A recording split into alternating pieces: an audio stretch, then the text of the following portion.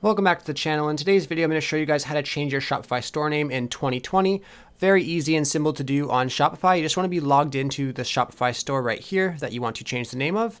Once you're logged in on the Shopify store, you can just go ahead down to settings at the bottom left of your screen, click on settings, and then it will bring us over to this page of important settings that we have for our store.